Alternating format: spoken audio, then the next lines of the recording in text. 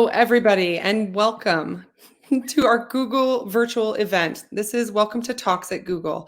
I'm Kate, and I am on the Sports and Entertainment Marketing Partnerships team here at Google. I also have the important distinction of being one of quite a few Olympians here at Google. And today I am very excited to be speaking with you, speaking with all of you and the athlete that I'm going to be introducing shortly. As you think about questions throughout this conversation, please be sure to add them to the live chat on the right. Now, I am very excited to introduce you to today's guest. He is actually dialing in from Chula Vista, California, which is a location I am all too familiar with. Today, we have Lex Gillette joining us from the Olympic Training Center in Chula Vista, California. Lex is a globally recognized Paralympic track and field athlete for Team USA. Competing primarily in the long jump, Lex has amassed 4 Paralympic medals, 4 world championships, and he is the current world record holder in the event. He is the only blind athlete on the planet to eclipse the 22-foot barrier in the long jump. Lex, it is my pleasure to welcome you to Talks at Google. Thank you so much, Kate. It's a pleasure to be here with you. It's so great to be with you. I know we have had many connections across our careers and the larger sports world that we're both a part of. So I'm so excited to actually have this be the venue where we get to finally connect in person. Absolutely, absolutely. It hasn't changed. It's still the same. So lovely Chula Vista and right now getting ready for Tokyo. So really excited about that. Well, the sky is blue behind you. Maybe tell everybody before we jump into a little bit more about you, just exactly where you are. I was sharing with Lex just before the call started that I definitely have flashbacks when I see his background. I knew exactly where he was, just given the arduous hours that many different Olympic and Paralympic athletes spend at the Olympic Training Center in Chula Vista. Tell us a little bit about where you are right now. Yes, I'm here in Chula Vista, California at the training center. So formerly the Olympic Training Center, now it's known as the Chula Vista Elite Athlete Training Center, and it's about 20 minutes south of downtown San Diego. Phenomenal facility, about 155 acres, where we have many different summer sports from track and field to archery to rugby, field hockey. Even some of the winter athletes come out as well to do some cross training. Certainly no ice and snow out here, but it's a beautiful place, and even, as you know, the rowers and other, like, the canoe kayakers come out here. So yeah, it's a great place. It is. It's pretty wonderful. I personally really enjoyed seeing the confluence of different athletes from all different walks of life, different sports in the training room. You know, getting taped up, iced, sitting in the ice baths, the whirlpools, and it always just fascinated me. Being a rower, you know, we had our own set of injuries that we had to deal with, but then, you know, you'd have a track and field athlete walk in or a soccer player walk in, and just seeing how everybody was kind of navigating using the services of the Olympic Training Center was always so fantastic. So Lex, let's jump in on you. I mean, you are here. We want to know everything about you and hear your incredible story. We all know you're an accomplished Paralympian, but help us meet the Lex before you became an athlete, before you became all that you are now. Can you tell us a little bit about where you grew up and really what you wanted to be when you grew up? Yes, so I grew up in Raleigh, North Carolina, and I was born with sight, so I could see very well up until I was 8 years old. And those years when I had sight, I was playing the video games and riding my bicycle, playing outside with friends, and I was really great. I believe that I was really great artist. I could draw really, really well. And there was one particular day that I had come home from school, went through my normal routine, and that evening, as I was getting ready for bed, I started noticing that I was losing my sight for no apparent reason at all. And I was inside of the bathtub, and I'm looking at my hands, looking at the lights in the ceiling, looking around, and everything is looking disfigured and faint. And I get out of the tub and hop onto the bathroom counter. And that's when I knew everything was wrong, because when you see your reflection in the mirror, you're supposed to see a clear, crisp image of yourself, and you can see your facial features, your eyebrows, and your cheekbone structure, and your complexion, all those types of things. But for me, it was like I was seeing a disfigured image of myself. and Mm. that was really, really scary. So I had told my mom. She had thought maybe I had gotten something in my eyes from playing outside earlier in the day. We took some water, cleaned my eyes out, and made it feel better, but it didn't clear my sight any. And the next thought was to go to sleep and maybe everything would return to normal in the morning. But the next day came. I wasn't able to see clearly. Went to the doctor, and after an examination, they diagnosed me with retina detachments. And from Mm. there, that led to a string of 10 operations that I had to try and fix the issue. 10 operations that 1 year alone. And after the last operation, doctors said that there wasn't anything else they could do to help my sight. And they said that I would eventually become blind. So it was definitely, it was tough. And you think about being 8 years old and not being able to see, to read and write, or to draw pictures, or play your video games, or any of those things. And after that day that I was told that I wouldn't be able to see anymore, it was a gradual decrease.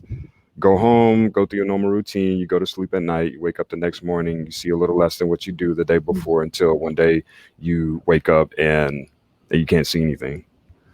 I And mean, how scary. Do you, it's wow.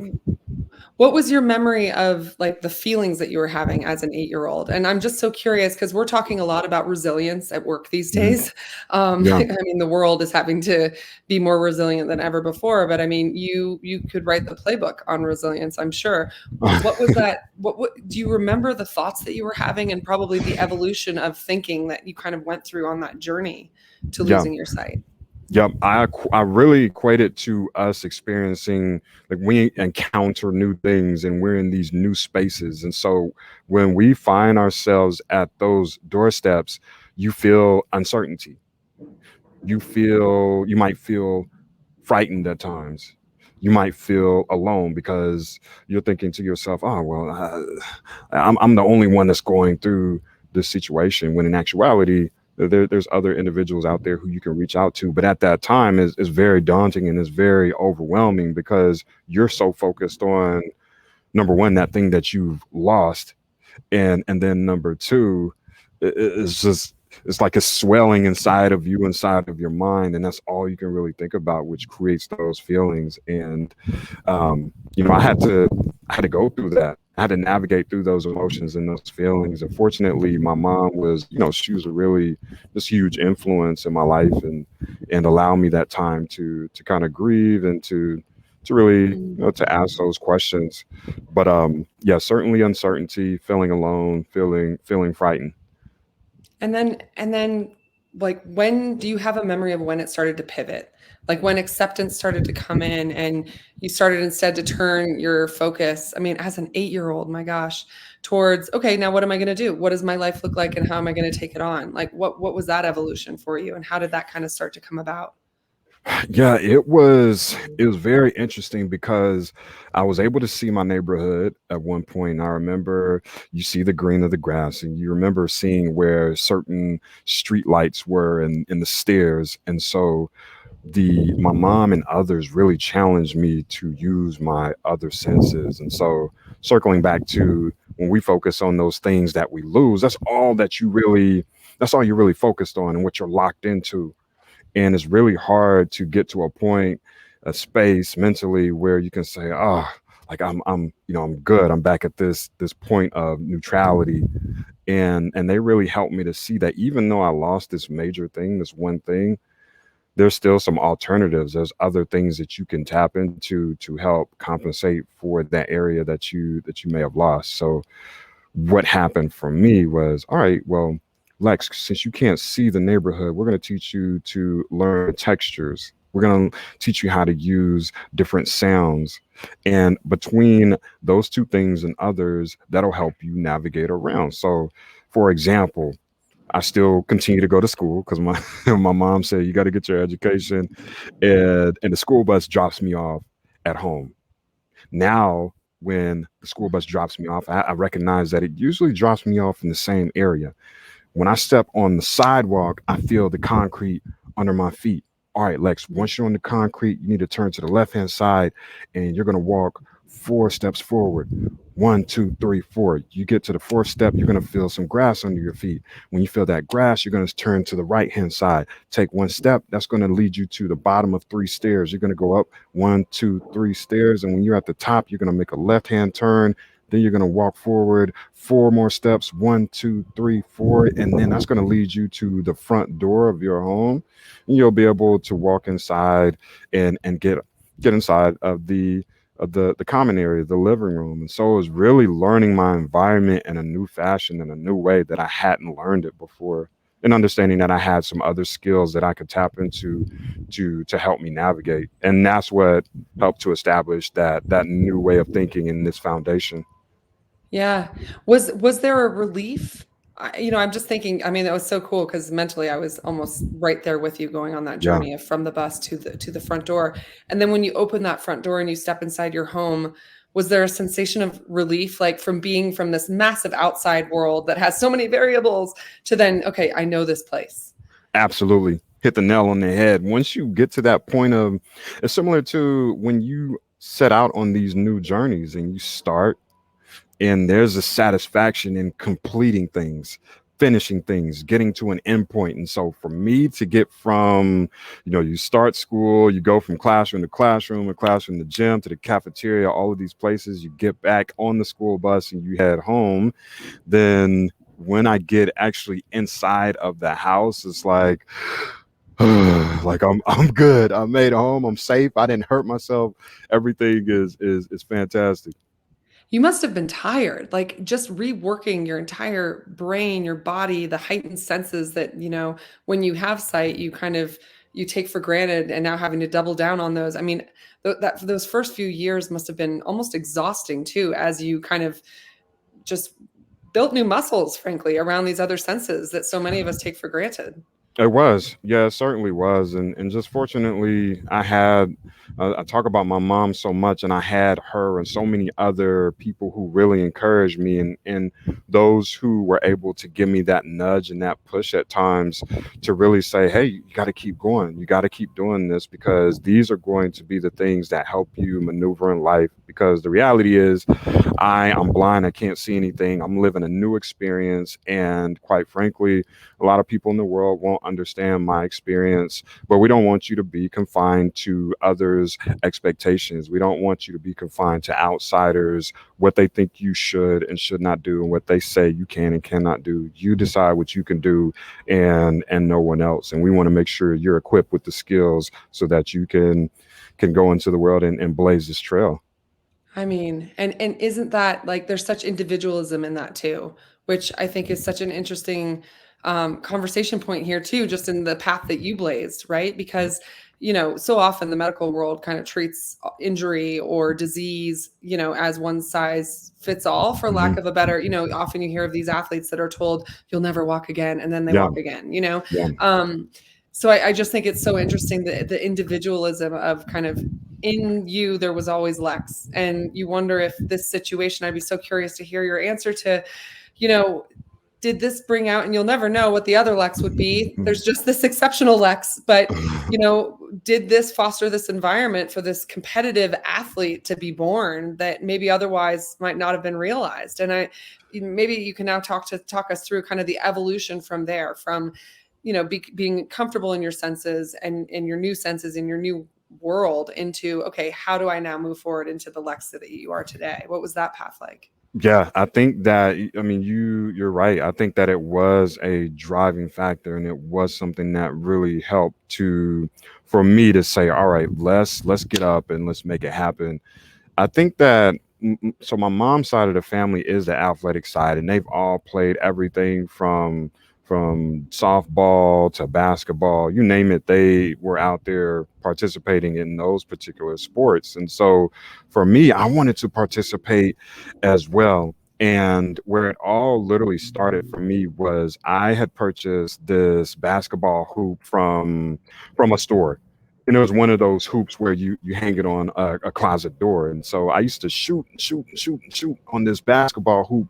Absolutely terrible in the beginning because of the obvious. I can't see Can't see. anything. But I had gotten this bright idea to take a safety pin and tie the bottom loops of the net together so that when I would shoot and make a basket, the ball would stay inside of the hoop and not fall through to the ground. And being from North Carolina, if you live in the Triangle, you either like the NC State Wolfpack or Carolina Tar Heels, or there's another school in Durham. We really don't talk about them that much. And so I told myself that, man, I wanted to be a basketball player at first, but once I had lost my sight, those dreams were that was ruined, if you will. But now I was shooting on this basketball hoop and I was making baskets. And it was all based on how I created this image in my mind of where things were positioned in my room, and where those things were positioned, I envisioned where that rim was. And so I told myself, all right, Lex, well, if you can envision this goal, this hoop, and you can aim, shoot, and score, what other things can you lock your focus on? What other things can you aim at, shoot, and score? And so that was a foundation for me. And so it all got to the point where in high school I was introduced to a teacher named Brian Whitmer, and he noticed that I had a little bit of gifts from an athletic standpoint, and he asked me if I knew about the Paralympics. At that time, I hadn't. So he told me that, you could travel the world, or you can win gold medals, you can break records, you can do all of these amazing things. And the first event that I participated in, or the first event that I learned about, was the long jump. And the reason being is because we had this physical fitness test where you had to participate in a number of activities, and one of them was standing long jump. So you stand in one spot, put your arms back, knees bent, you jump forward as far as you can. Now, I was one of the best jumpers in the entire school. So from there, Mr. Wow. Whitmer takes me out to the track one day and he shows me everything about the long jump. So you have the track where you run as fast as you can and then you jump into a sand pit. So he shows me the track and he shows me how wide the runway is and he shows me how long it is. He shows me that there's a takeoff board in the ground. He shows me that there's a sand pit, how wide it is, how long it is. And when I engage in an environment in that capacity, in that fashion, it really helps me to envision and imagine what it is that I'm dealing with. And that, increases my confidence and helps me feel a lot more comfortable. But I still was wondering to myself, well, how am I going to jump? The reality is I can't see anything. I am blind. And so Mr. Whitmer says that, all right, I'm going to stand at the takeoff board. I'm going to Wow. clap and yell. And so you're going to run to the sound of straight, straight, straight, straight, straight, straight. And I want you to run as fast as you can to the sound of my voice. And at the right step, I want you to jump. That's how it all was born. And those Oh my first few, goodness. it was scary in the beginning, but when you have people who connect with you in that fashion and people who believe in you, it really helps you to believe in yourself. And he was the one that ignited that flame. I mean, what a gift to have. I mean, isn't that just amazing? Like to have had him in your life at the Yeah. time where you were going through this is just, I mean, it feels like it's meant to be in some ways. Yeah, That's when you know the universe is conspiring. So, absolutely. so once you started to really do the long jump, was that in high school then? And were you Yeah. competing in regular track and field meets in the long jump? Yes. So from there, Wow. Mr. Whitmer took me to a sports camp specifically for blind and visually impaired athletes that was sponsored by the United States Association of Blind Athletes. So that's where I learned about all of the different Paralympic sports. And we went back to my school in Raleigh, Athens Drive High School, and I joined my high school track team. And that was such a fantastic experience because I was participating alongside other like-minded athletes and students. And I was the only blind kid on my track and field team, and probably the only blind athlete on a track and field team in the conference, maybe even the state. So it was very amazing to be on that team. And there were those times too where we would go to visiting schools, and kids would wonder, oh, what are you doing here? And I'm like, I came here to compete. Like I came Came here here to to beat you. win. Exactly. And so, certainly had to go through moments like that, and I honestly would have a lot of fun because when kids would ask me, "Oh, like you're here to compete?" And I would say, "Yeah," and then they ask you, "Well, how far do you jump?" And I never felt like those questions were coming from a good place, a solid place. So I would Mhm. intentionally fabricate my distances and say, "Oh, well, I only jump like 13 feet," just so they would know they wouldn't have to worry about me. And then we would get into the competition, and Mr. Whitmer's out there straight, straight, straight, and I'm and jump. And I end up beating most of the kids in the competition, and so it was a little bit of internal satisfaction for Oh me. yeah. But yeah, it all being on the high school track team was absolutely it was amazing. Well, and there's something for all of us in that too, right? At every stage in our lives, we bump into people who, for different reasons, have different, motivations for, either being bullies or being threatened by your greatness or whatever that might be. Like, I love the kind of way that you approach that. Do you Has it become a mindset shift for you? Because I think that's something we could really learn from you on is like, how do you, I mean, there's external validation and Mm. then there's internal validation. We all know it's what's on inside that matters. Yeah. But I'm just curious, for you, because I'm sure you continue to encounter that in Yeah. life. How do you take that on? And what is the mindset that you've learned to own around really your own greatness and those types of people that, are always out there? A lot of it for me is you think about just when you think about being neutral, you think about being in this space in the middle.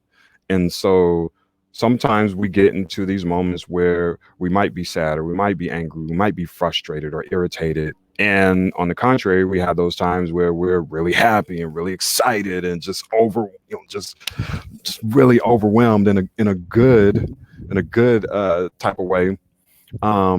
And I just always felt like, all right, when I'm in the middle, when I'm in this neutral space, everything I'm in a good space where I'm able to really see things clearly, understand things clearly, and to make really good decisions compared to being on either this side of the coin or that side of the coin. And then I also just think about the world that we live in, and in all honesty, we live in a world that is made up of a lot of duality. There's going to be good times and there's going to be bad times. Things will be positive and things will be negative. And once I was able to really grasp a hold of that, it really helped me because as I navigated toward my goals and toward my vision, then when I would approach these moments where it was difficult or these obstacles or challenges, I just knew in my mind that, all right, well, this is just a part of the path. This is a part of the journey. And my ability to understand that internally I have what it takes to persevere, that I can be diligent, that I can be resilient, that I can connect with people who, if I am in a really tough space, they can help me to get out of those slumps and out of those dark spaces, then Mhm. everything is going to be okay. And I've really just tapped into all of those things at like on life's journey. Yeah. There's something that strikes me when you're talking about, you said, what's my vision of myself? And I just love that. Here's a blind athlete who has a very clear vision on where he wants to go. I want you to now share with us kind of the evolution towards becoming, the athlete that you are today. So you were, kicking butt in all of Mm. these high school track and field meets. And then what? And then college. And then, but what was the progression from there?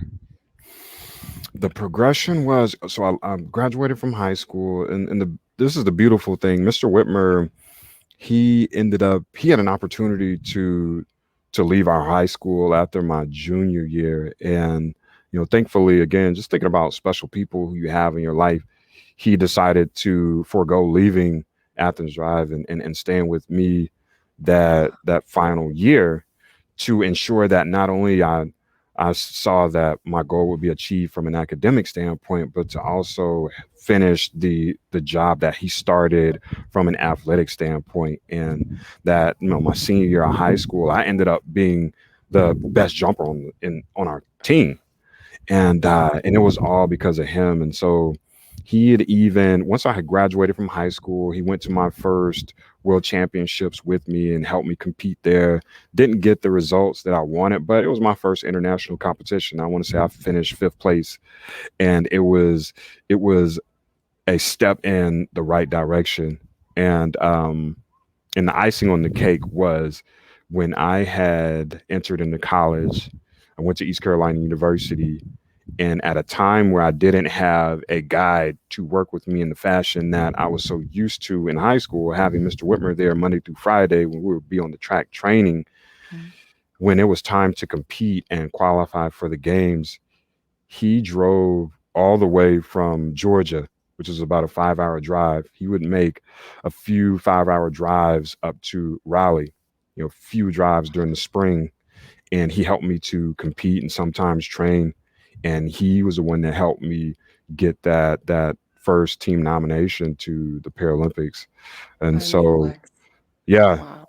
and from there, it's been, the rest, as they say, is history. So, uh, finished college, graduated from college, and around that time, I had gotten an invitation to train full time at the Olympic Training Center in Chula Yeah. Vista, and so Since graduated, packed my renamed. bags up. Yeah, packed my bags and came to California. That is incredible. So now maybe take us through kind of like day in the life of Lex now. Because I mean, has it changed a lot since then, since you first arrived in California? I mean, obviously you're a storied Paralympian now, with great success, but um, I guess maybe start at the beginning of the real Paralympic journey, where now you were effectively a professional Yeah. athlete that's training full time, and part of the circuit. What is that Mhm. like for those of us that don't know what that is? Man, it's definitely overwhelming in the beginning, because when you step in my shoes and you think about the situation, now I'm in a new environment. I'm in a new environment that I'm having to learn the landscape, and I'm having to learn where everything is located. I need to know where the cafeteria is. I need to know where my room is. I need to know where the track is, the weight room, all of these things. And so, circling back to when I was a kid and I had to learn my neighborhood in a different way, I had to tap into that same skill. And I think that that's something that is really useful for all of us, because when we're in these new situations and these new environments, sometimes you might feel out of place and you feel lost.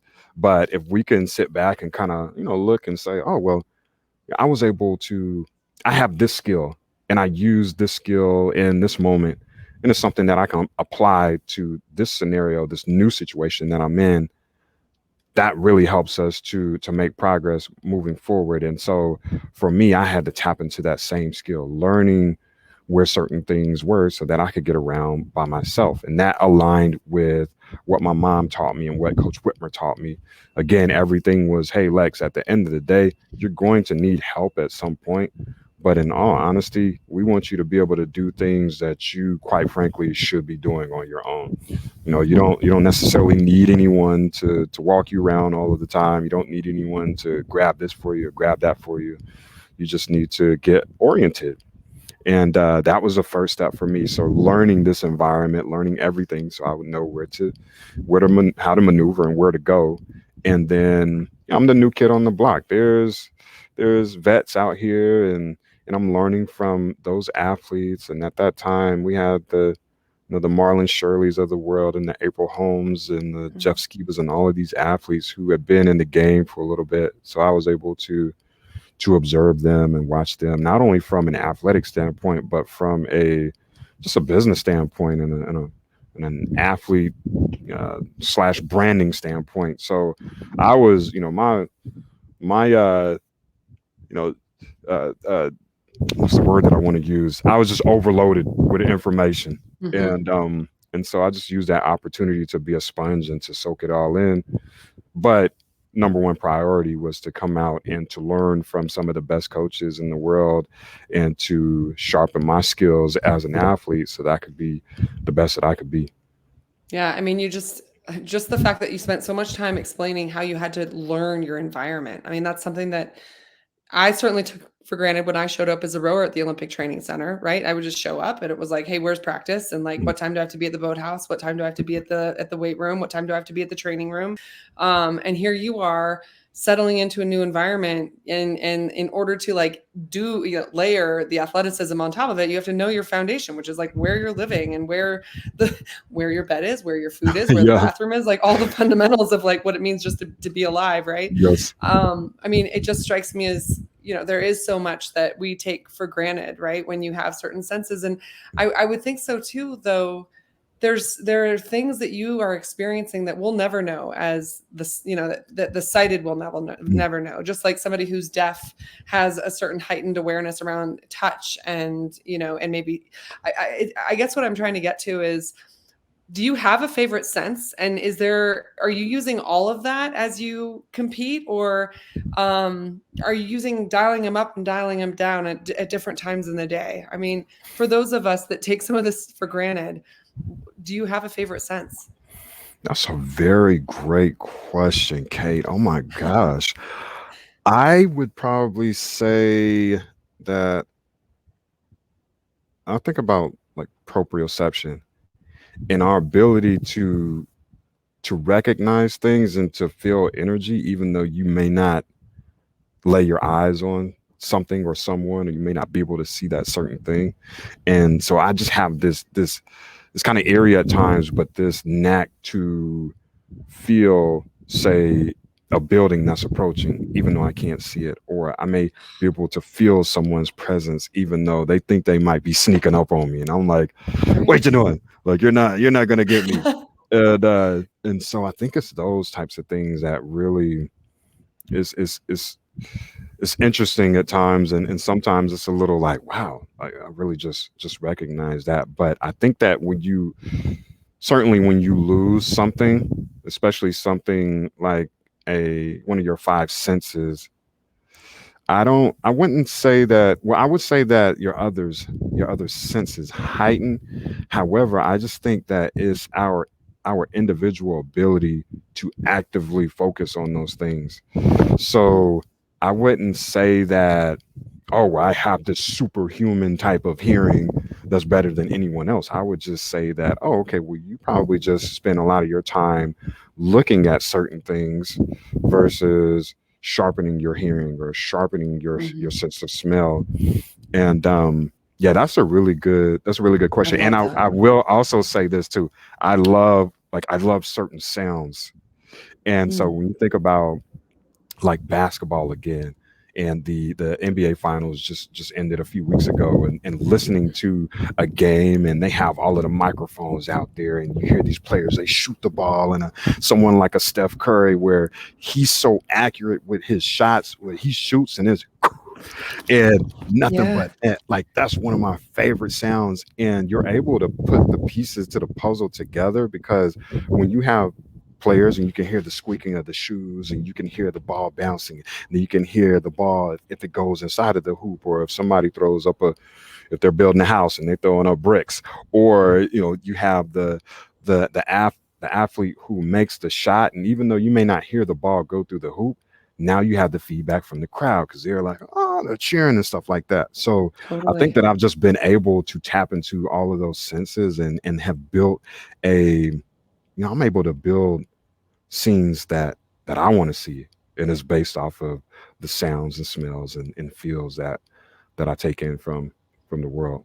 It strikes me that you would do a lot for radio. I was thinking about this with the Olympics being on right now, right? Where we were driving, 10 hours to get to where I am right now in Park City, Utah. And I was thinking, man, that's just, I can't see what's happening. And these radio commentators are not doing this justice, right? Like, to exactly what you explained. I mean, maybe that's your next profession when you finally retire. You move into helping the audio commentary when you cannot see the sport being played really be its best, because I think there's a world of opportunity to improve that.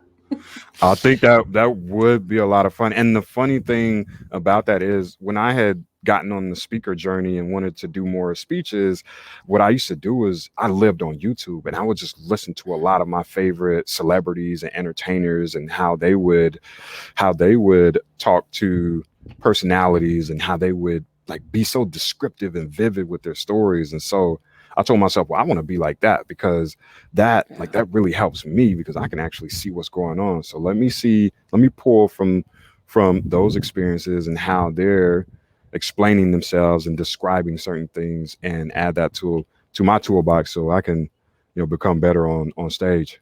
Oh, I love it. Well, okay, so you competed in more than the long jump. You've done triple jump. You've done, the 200 meters, right? So Yeah. so now take us through like your elite Paralympic career in, the events that you chose to compete in, and how you got to those, and then just kind of a day in the life of training for Mm, Lex Gillette. And then I want to actually talk about the Paralympics. We've got to get to like the okay. big part here. Okay, great question. So up until my second Paralympics, I was only participating in long jump, and so at that time in high school, unfortunately, they didn't allow me a second lane in to sprint in the 100. And so Hmm. for those who may not be aware, when you're blind, you have a guide runner who they run directly beside you. As a result, they designate two lanes, one for the athlete and one for the guide, and you're connected with a tether. So you're running side by side. And at that time, the high school association wasn't allowing the second lane. But I think things have changed for the good since that time. So that's Mhm. really awesome. But that was why I didn't participate in sprinting events, which is why I was only long jumping at the time. When I got to the Olympic Training Center, that's when I added on the 100 meters. I added on the Mhm. triple jump as well. And then I was also part of our 4 by 100-meter relay team. And yeah, I was here with great coaches, so I wanted to take advantage of their knowledge and their wisdom and really expand because I knew I had more within me. So yeah, I started competing in long jump. Triple jump was a similar type of situation where I have a guide who's standing at the Mhm. takeoff board. The only challenge with triple jump is that the board where you take off from is significantly farther away from the sand pit.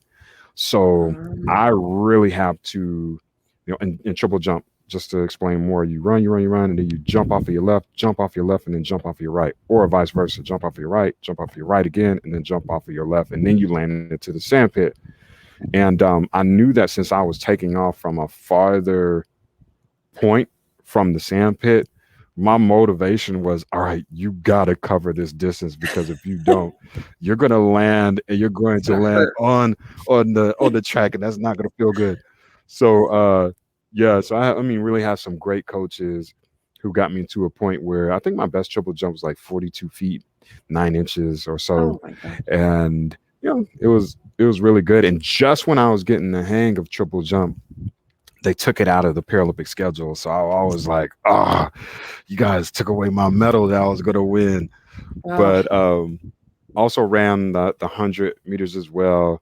And my best time in the 100 was 11.29 seconds. And, and, oh my and goodness. ran the 200 and was a part of our American record setting for about 100-meter relay team. And, and yeah, so, kind And of. does the relay team work the same way with a guide? So there are 4 guides? It does. And I know someone out there is probably wondering, how do you pass the baton? And the interesting thing is, so out of the relay teams at that time, when they had us separated, because it was literally just all of the visually impaired relay teams versus other visually impaired relay teams around the world, we were the ones who had to pass the baton versus the amputees, the athletes who run with the running blades. They only had to tag each other. And I Oh, always was like, what kind of stuff is that? We can't even see anything. We still got to pass the baton. But what happened is the guides would pass the baton, or if there was an athlete who had a higher level of sight, then they would pass the baton. But I felt like we should have, if any class of athletes should have been able to tag. We should have been the ones that should have tagged. But yeah, everything works the same. You have to make the pass successfully within the zone, and you got to make sure the baton gets around and not hit the ground and get across that finish line first. So this is, you bring up a really important distinction about the Paralympics and the classifications of disability within each event too, and how that factors into like who you're competing against. And I think a lot of this, it's really hard sometimes to understand because there's so much nuance involved too, right? In terms of how they classify a disability. So I'm just curious, like in the events that, and I'm sure it's probably different for each event, but with the type, I have a question about, do they distinguish between blind athletes who were born seeing, who have a sense of what the world actually looks like and have that even in their memory bank, versus is there a different classification for blind athletes who were born blind and have no, foundation of which to kind of see the world? How do those classifications work? That's just one of the things that was pinging around in my brain when you were talking earlier. You know what? That's a great question. I'm gonna circle back to that. So we have 3 levels of sight within the Paralympics. You have 11, 12, and 13. And so the first number of the 2 identifies the type of disability that you have. So it's a 1, that means you have a visual impairment. The second level determines the severity of your disability. So the lower the number, the most severe case of blindness that you have. So if you're an 11, you are either totally blind or you probably can only see that the sun is out. If you're a 12, you have a certain visual acuity, certain degrees within your visual field that's measured by a professional, an ophthalmologist. And then 13 is the highest level of sight, even though they're still considered legally blind. And so prior to your competition, you have the doctor who comes in, they run a few tests and they identify what your level of sight is. So I compete in the 11 category, and I only compete against athletes who are in the 11 category.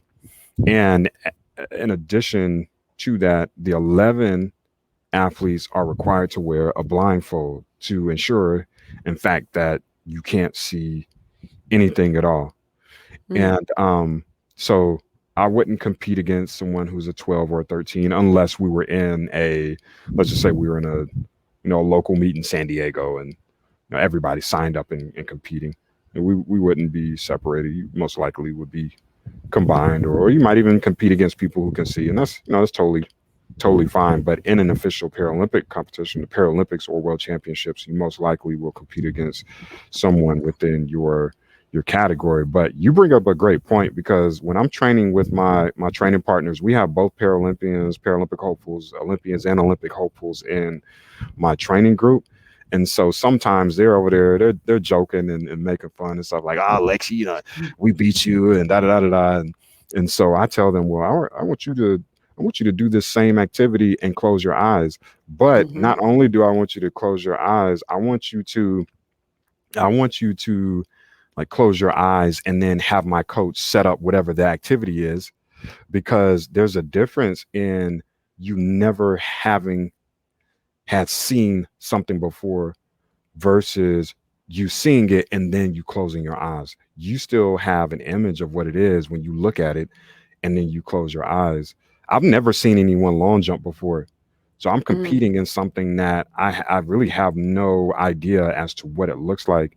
And so that's totally different versus someone who is, looks at something and then they close their eyes and they try to tackle whatever that is.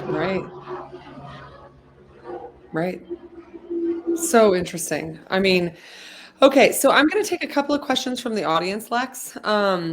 Let's start with the first one. As an athlete, it's amazing to see how consistent you have been over the last 17 years.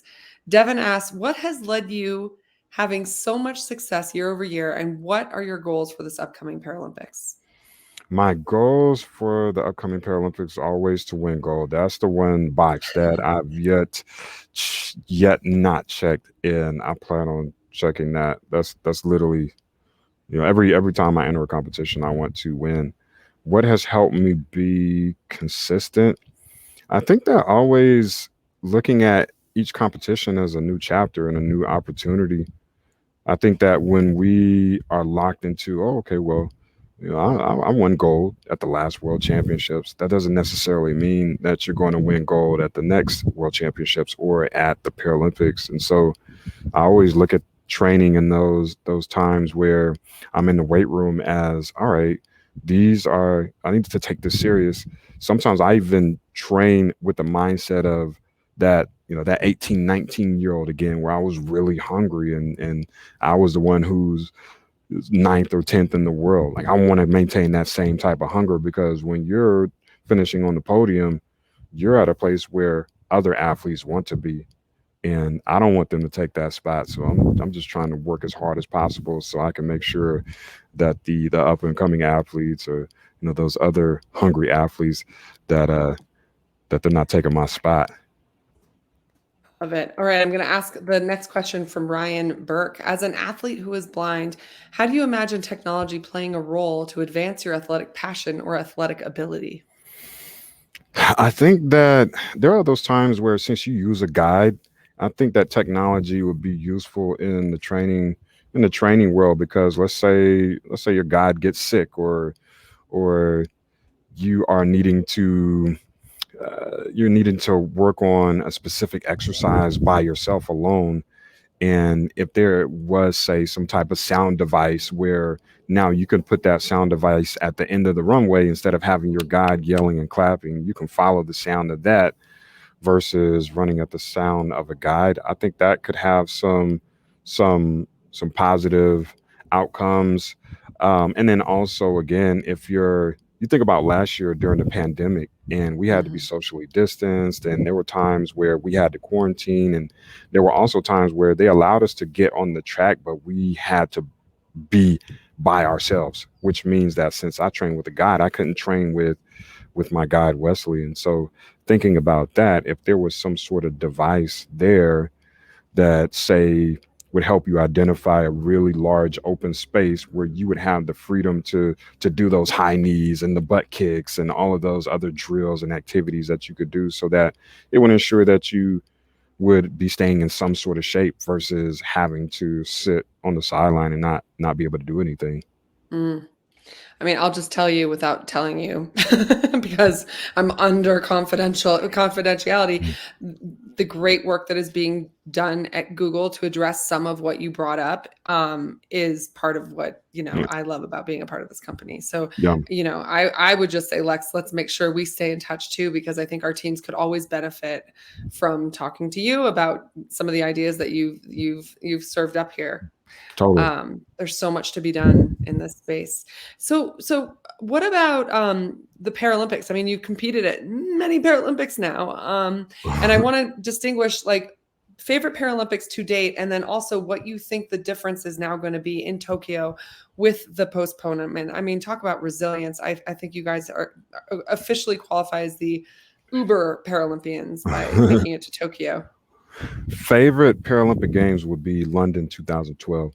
Amazing atmosphere. Every single track and field session was sold out. There was so many just I remember competing in triple jump one time, and I was trying to get myself pumped up. I'm out there, I'm standing on the track, I'm clapping my hands on a certain rhythm, and literally all 85,000 members in the crowd started clapping their hands the same exact rhythm that I was clapping. And so, since I need silence for for my event in order to hear my guide, I remember turning to the crowd, and I gave them like the, hey, can we get some quiet? And everybody just, it was Got like quiet. it's like somebody turned the music off, and it was just like just being united, that sense of oneness. I remember after one of my competitions, I'm walking around in I think it was the Westfield Mall, or Stratford, and people are like, oh, can we take a picture with you? We just watch you compete. And it's just the atmosphere over there is totally different. And Olympic versus Paralympic, you really don't see any difference at all. And that's the type of environment that I want to see for the states. And I think that a lot of it's definitely gotten better from when I started in 2004. But I think that some of the younger athletes who are up and coming will be the ones who truly experience the equality and equity. Hopefully that is to come within the space. But in terms of Tokyo, what I'm looking forward to, I think despite the circumstances, it's still going to be awesome. Going to the Paralympic Games is something like no other. To be able to represent your country and to put on display what you've been working on for 4 years now, 5 years, uh, that's that's pretty fantastic. And I'm sure that they're still going to make it a phenomenal experience. I wish that the circumstances were different for a myriad of reasons, but it is what it is. We have the opportunity to compete. The Olympics have started. Things are going good. It's looking good. So we're going to ride that wave and ride that positivity. And once the opening ceremonies for the Paralympic Games commence, we're going to go out there and show the world what we've been doing. Maybe there's something to be said about just like you had to when you lost your ability to see, you had to lean into other senses to compete. I mean, maybe in removing the fans from Tokyo 2021, Tokyo 20 plus one, there'll be something else that emerges as like a new strength in competing in literally a venue of silence, right? I mean, it'll Yeah, be so fascinating to see, especially in the Paralympic environment, what occurs there, I think. yeah, And I'm with you. The London 2012 Paralympics, I worked at both of those, the Olympic Games and the Paralympic Games. And to date, the London 2012 Paralympics is my most favorite event I have ever attended. It yeah, was just the level of families and children, and I mean, it was incredible. yeah. I knew that I felt so deeply in my heart that Tokyo would be the Olympics and Paralympics that would rival Yeah, London. Just knowing just knowing that culture and just so like amazing people over there. yeah. And so I knew that all right, this is going to be the one. And who's to say that it won't be? I mean, it still might. I still feel like it's going to be absolutely amazing, but we'll make that happen and see how it goes. I have no doubt. One of the questions we have from the audience is really about your pursuits. This comes from Trevor Reed. What pursuits do you have outside of athletics? Any plans or aspirations for after you're done competing? I think I'll probably continue to speak. I love to get on the stages and speak at different events. Really, just something that in the beginning, similar to the long jump, it was scary, and I think I dealt with a lot of insecurities, et cetera, around blindness. Are people looking at me funny, or are people gonna think this about me or that? And really just understood that at the end of the day, it's not about you. It's about other people, and it's about using your experiences in a way that will help others to excel in their own personal journeys, professional journeys, athletic journeys, whatever. And that's the energy and action that was given to me as a kid. And so I want to continue to do that. I really love music, so I have some exciting things that I'm working on in terms of morphing the speaking with the music, and and yeah, just living life, having a good time in San Diego. You got the beaches Hmm. out here, you got the beautiful sun and the weather, and just living life and having a good time. Do you live full time at Chula Vista? Yeah. Yep. Okay, Yeah. that's great. Amazing. Okay, so I have a question. I'm really curious. I know for me, visualization was a huge part of my athletic performance. I use it today, even in my business career. I use it from the perspective of when I have to go on stage and give a big speech. I do a lot of public speaking as well. I use visualization, right, to Mhm. calm myself down. I also use it in terms of goal setting for the year. Here's where I am today. Here's where I want to be in 6 months, and putting myself in the place of being where I want to be mentally, versus trying to get there was always one of the strategies that I employed. I'm curious for you. What are the skills that you use? Do you use visualization? What do you use to prepare for the event mentally? Absolutely. It is that visualization. It's that vision. And I talk about vision a lot. I have a slogan, no need for sight when you have a vision. And Mm, I believe that at the end of the day, for every single one of us, is not the sight that ultimately determines our success. It is having that vision. seeing that vision, and not only seeing it, but to develop a plan, a strategy to connect with the right people, and then go after that vision relentlessly. And at a time where it was really difficult for me, I had lost my sight, and I thought that I felt isolated, and I felt like an outsider. But what I learned is that everything that has been created and everything that will be created, it always starts with a vision. You see it within yourself, within your mind, before it becomes reality. And so I told myself, well, if that's the case, then I don't need to see, Mm, because I have the ability to think about whatever it is that I want to achieve. Let me set my goals. Let me put it down on paper, no pun intended, and let me figure out who I need to connect with to bring this into fruition. And so on that journey to achieve those goals, I think about those things all of the time. I close my eyes and I imagine those strides that I take on the runway. I imagine what that feeling is like when I take off and I soar through the air, land in the sand. Even from a speaking standpoint, I imagine what that crowd looks like, and the smiling faces, or those times where they might need a little, a little tissue or whatnot because of, maybe the stories I may be telling. I think about all of those things, and the reason being is because I think that our ability to create these images and scenes within our mind, it helps us to get in a position where we know what to expect. And so when you get to a point where you're actually living it out, you can say to yourself, well, geez, I've been creating this movie in my mind. I've been creating this album in my head. And so when it's time for me to actually perform, let me just hit the play button on this movie that I've been creating, or let me hit the play button on this album that I've been hearing in my mind. it's amazing. Ah. Okay, so one last question from the audience, and then I'm going to ask you to share with everybody kind of where we can follow you, what to watch for at the Paralympics. You've got a massive crowd here at Google that will be behind you, but we also want to make sure we know how to follow you on all your different platforms and resources. But before we do that, who are your athletic role models? Oh my goodness. I get this question a lot, and it's a hard one to answer. I'm gonna say, at least, in the track and field world, I think about the Allison Felixes of the world, who she's the most decorated track and field athlete. But just her personality, and how she maneuvers through competition, through business, and she has a really great movement going right now as a new mom, and women's rights. And I think that she's very just solid, amazing person with great character.